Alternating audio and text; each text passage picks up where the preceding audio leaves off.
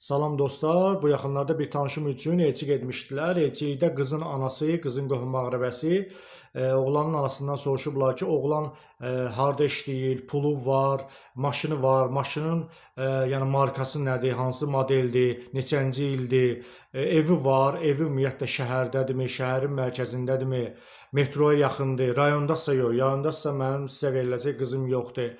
Daha sonra işində perspektiv varmı, vəzifəyə qalxa biləcəkmi?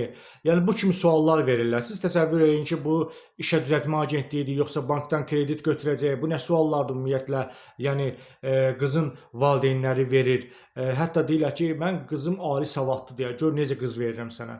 Yəni boşanmaların səbəbkarı kimdir? Əlbəttə ki, valideynlər birinci növbədə. Bu insanlar bir-birini tanımır, bir-birinin xasiyyətinə bələd deyirlər, bir-birinin xarakterinə bələd deyirlər. Bu insanlar yəni bir-birini tanımalıdır. Ümumiyyətlə bunlar uyğunlaşırlarmı? Sabahları boşanacaqlar. Boşananda da oğlanın ailəsi başlayacaq səbəblər gətirməyə. Oğlan narkoman idi, oğlan avara idi, oğlan qumarbaz idi, oğlan şorgöz idi. Gündə bir qızla görüşürdü, gündə qızıma xəyanət eləyirdi, nə bilim, ailə saxlayan döyürdü. Gündə bir bəhanə uyduracaqlar. Yəni oğlanda min eyib, min yəni bəhanə gətirəcəklər oğlan üçün. Yaxşı, bu pis idisə, bu vaxtacan niyə araşdırıb bunun nəticələrini bilmədin, qızını verdin və ən yüngülü də ki, budur ki, xasiyyətlər düz gəlmədi. Yaxşı, xasiyyətlər düz gəlməzdir. Bunlar nə vaxt bir normal ünsiyyət qurdular, nə vaxt danışdılar, əvvəllər nişanlı olurdular, nişanlı olanda ümumiyyətlə danışırdılar, bir-birlərinə ünsiyyət qururdular və bu zaman bilinirdi ki, bunların xasiyyəti, xarakteri tutacaq, yoxsa yox. Yoxsa elə, filan kəs yaxşıdır, imkanlıdır, pulu var, nə bilim,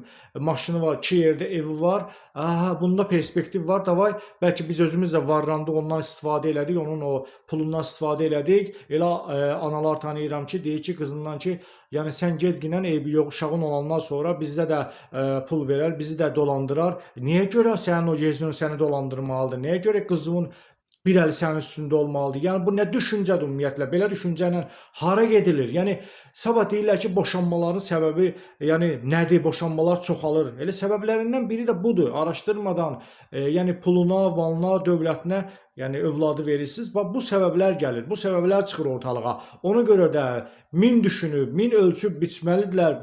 Ümumiyyətlə, yəni buraxmalıdırlar cavanların öhdəsinə ki, onlar özləri qərar versin.